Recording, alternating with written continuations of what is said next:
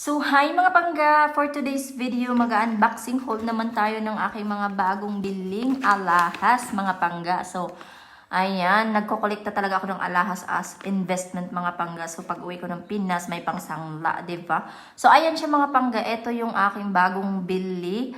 Ayan, so the first of that is itong ring mga pangga with ano siya, pearl.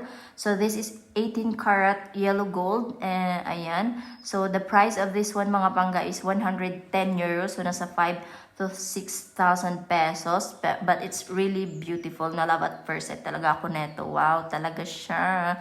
So, ayan. O, diba? Pang donya na yung kamay. Charet lang. So, ayan. Ang cute. Ayan siya mga pangga. And then, the other one naman, ito naman mga pangga is, so ito naman mga pangga is earrings in butterfly. Ayan, also 18 karat yellow gold. And the price is also this same mga pangga, 110 euro din siya. So, gusto ko talaga siya para masuot ko siya sa aking work. Kasi maliit lang siya. Medyo malalaki kasi yung mga earrings ko na nabili last time. So, ayan. So, ito yung pinaka-cute talaga. But it's really beautiful. Kasi may color din yung niya mga pangga, yung butterfly. Kaya mas nagustuhan ko din siya. So, ayan. Oh, diba? Ang cute niya talaga mga pangga. I love it. So, ayan.